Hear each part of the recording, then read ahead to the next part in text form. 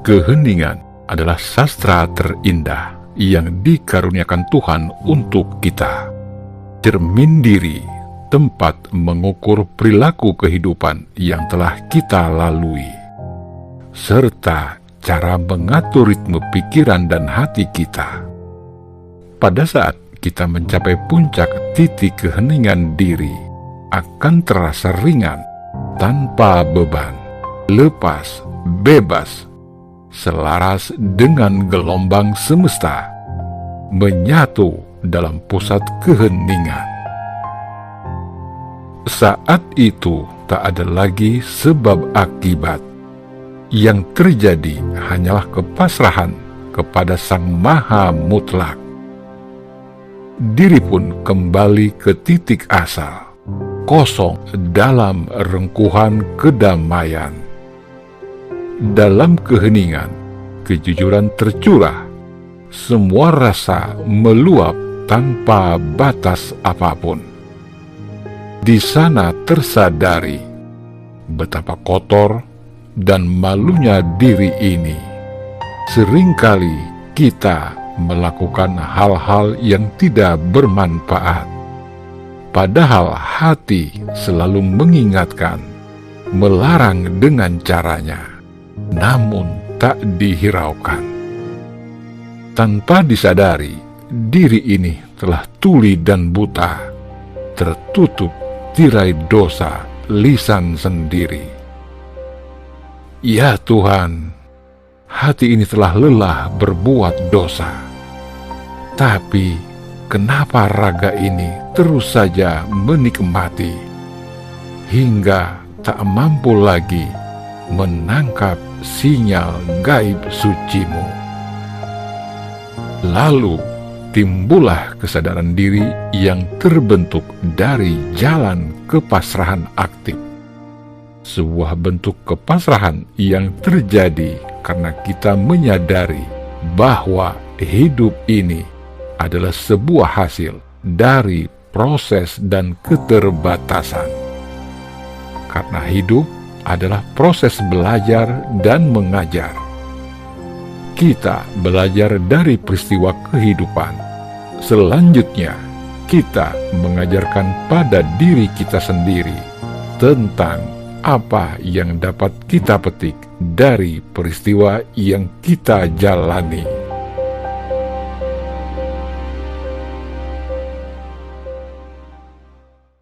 Assalamualaikum warahmatullahi wabarakatuh. Sahabat Akarimba dimanapun Anda berada, baik yang nyata maupun yang gaib. Pendakian makom ke level yang lebih tinggi membutuhkan ketenangan dan keheningan. Terlalu banyak bicara akan menguras energi spiritual ke level terbawah. Berbicara memang hak paling mendasar yang dimiliki manusia. Bahkan Islam mengharuskan umatnya bicara, walau yang dibicarakan itu pahit.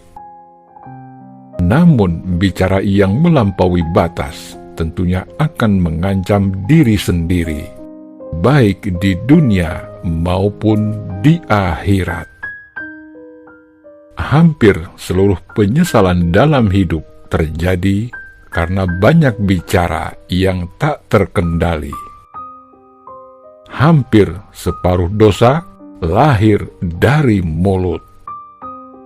Hampir setiap hari, mulut memakan korban, membicarakan aib orang lain. Segala sesuatu yang berlebihan berpotensi mendatangkan malapetaka yang menyedihkan dan membawa penyesalan. Sebelum neraka akhirat, neraka dunia sudah banyak dialami bagi mereka yang banyak bicara. Rasulullah dalam sabdanya mengingatkan kita, barang siapa yang beriman kepada Allah dan hari akhirat, hendaklah ia berkata benar, atau lebih baik diam, amal yang ringan dikerjakan, tapi berat timbangannya, yakni diam, dan meninggalkan apa yang tidak penting bagimu. Janganlah kamu tergoda orang-orang yang banyak bicara, dan hindari untuk menjadikannya sebagai sahabat, sebab akan menjedot kita ke dalam energi negatif, dan pada saatnya membuat kita terlibat ke dalam berbagai masalah. Dalam kehidupan kita sehari-hari, banyak sekali orang yang meninggalkan akhlak dalam bicara. Seakan mereka tak memiliki hati nurani yang menerangi batinnya. Belajarlah untuk hening, dan Anda akan mengetahui bahwa dirimu terlalu banyak bicara. Jadilah bajik, dan Anda akan menyadari bahwa dirimu terlalu keras menghakimi orang lain. Berbicara tentang belajar keheningan, manusia begitu sulitnya untuk mengheningkan dirinya, karena nafsu yang telah menguasai hati. Apalagi di zaman sekarang yang serba ramai di tengah hiruk-pikuknya dunia. Tentunya semakin sulit bisa menikmati keheningan. Justru kita semakin terjebak dalam dunia yang penuh gosip dan omong kosong ini. Tanpa sadar, kita termasuk bagian pelaku gosip yang terlalu banyak bicara. Bahkan seringkali kita membicarakan kejelekan orang lain. Ada baiknya sejenak kita belajar hening. Manusia berasal dari keheningan dan membutuhkan keheningan sebagai alat mencapai keselarasan frekuensi gelombang Tuhan. Wujud amaliyah, persembahan terindah kepada Sang Maha Karya dalam mencapai cahaya kemenyatuan diri dengan Sang Maha Segalanya. Setiap dari kita pada dasarnya memiliki kebajikan, namun seiring berjalannya waktu, kebajikan itu mulai tertutup oleh kotoran batin, sehingga tidak ada lagi yang menjadi karakternya. Orang bijak mungkin sulit ditemukan di zaman ini. Seiring menipisnya kebajikan di dalam diri kita, maka sifat bijak pun sulit dimunculkan. Tak heran kemudian kita menjadi pribadi yang begitu suka menghakimi orang lain. Kita lebih sibuk mengurusi orang lain dan menjadi hakim yang sangat hebat bagi orang lain. Sampai-sampai kita lupa dengan keadaan diri sendiri yang sesungguhnya tak berbeda dengan orang yang dihakimi. Malah terkadang kita lebih buruk darinya, tetapi kita tidak menyadari dan terus berusaha menjadi hakim dalam kebanggaan, sehingga hati ini menjadi dangkal, merasa paling benar, sok suci, dan menang sendiri. Bila saja kita sadar dan mau menjadi bajik, pasti kita akan menjadi malu sendiri. Karena sesungguhnya yang lebih layak dihakimi adalah diri kita sendiri. Menghakimi orang lain tidak ada gunanya selain menyakiti perasaan orang lain. Dapat pula menyakiti nurani kita sendiri. yang berujung pada pudarnya lentera cahaya hati. Jadilah bajik, maka Anda akan menjadi bijak, sehingga tak lagi berselera menghakimi orang lain. Falsafah heneng, hening, huning, dan hanung mengandung makna dengan kesabaran dan ketenangan dalam mensucikan diri, menjernihkan pikiran, dan selalu ingat akan keadilan dan nikmat-nikmat Allah. Maka kita dapat menemukan jalan keluar yang terbaik. Falsafah di atas dapat kita jadikan bahan renungan diri, agar kita dapat mengendalikan diri dalam menghadapi serangan nafsu, syahwat duniawi yang selalu menghantui kita. Yang pertama adalah hedeng, artinya sabar, pasrah, serta tawakal dalam menerima kehendak Allah. Sifat sabar dan tawakal dalam menerima kehendak atau takdir Allah adalah merupakan senjata pamungkas dalam menghadapi ruwetnya beban hidup yang menghimpit dalam perjalanan waktu yang harus kita lalui. Allah Subhanahu wa Ta'ala berfirman dalam surat Al-Baqarah ayat 45 berikut ini: "Dan jadikanlah sabar dan sholat sebagai penolongmu, dan sesungguhnya yang demikian itu sangat berat, kecuali bagi orang-orang yang khusyuk." Ayat kedua, surat Al-Baqarah ayat 153. "Hai orang-orang yang beriman, jadikanlah sabar dan sholat sebagai penolongmu. Sesungguhnya Allah beserta dengan orang-orang yang sabar." Yang kedua adalah falsafah hening. Arti sederhananya adalah mensucikan hati serta menjernihkan pikiran dengan bertafakur dan berzikir kepada Allah.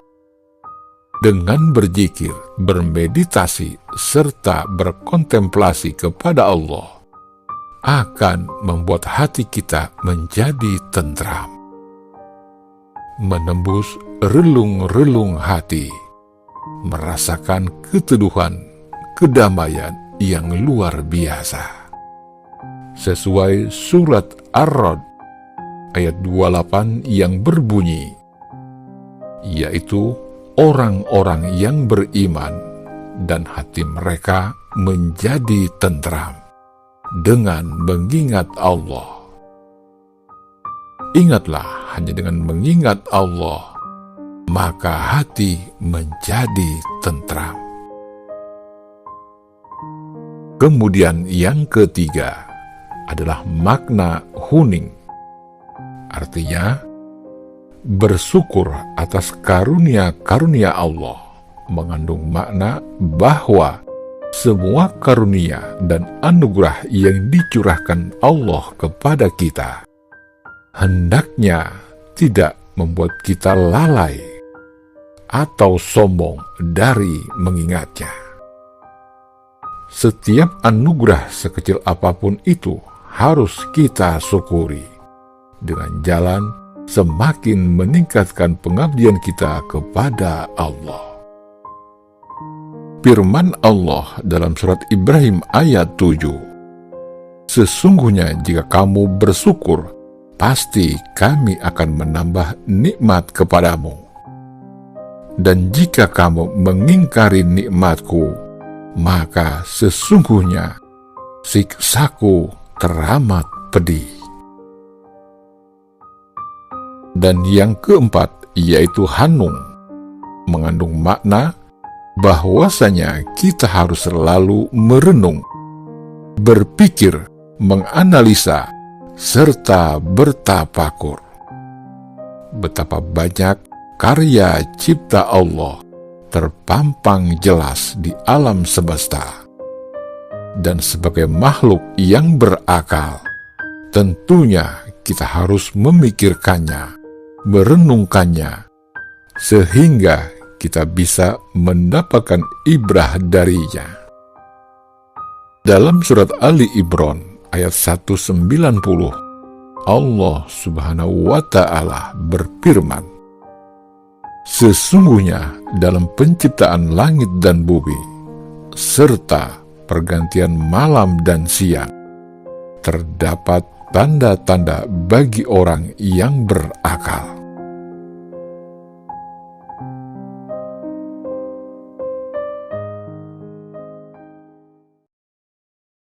Demikian uraian singkat petuah leluhur kita. Terima kasih sudah menyaksikan tayangan ini. Semoga bermanfaat dan menghibur Anda semua. Mohon maaf lahir dan batin jika ada kesalahan dalam ucapan. Jangan lupa untuk subscribe pada channel kami, agar kami tetap semangat menciptakan titik-titik berikutnya menjadi wujud alif yang sempurna. Mbah Jagat Nurjati mengatakan, COVID-19 mengharuskan kita memakai masker dan membatasi pergaulan. Di sini jelas, alam mengajarkan kita untuk menjaga lisan, mengendalikan apa yang keluar dari mulut kita. Sebab kualitas diri seseorang dapat diukur melalui ucapannya, akan terlihat bagaimana hati dan pikirannya tergambarkan. Belajarlah mendisiplinkan lidah, agar kita berhenti membicarakan orang lain dan fokus pada kelemahan dan kekurangan diri sendiri. Ingat, menggunakan masker pada hakikatnya agar kita dapat mengendalikan apa yang keluar dari mulut kita. Jangan sampai yang keluar dari mulut kita sama dengan yang keluar dari pantat kita. Wallahu a'lam bishawab. Salam cinta leluhur Nusantara. Wabillahi taufiq wal hidayah. Warido wa inayah. Wassalamualaikum warahmatullahi wabarakatuh.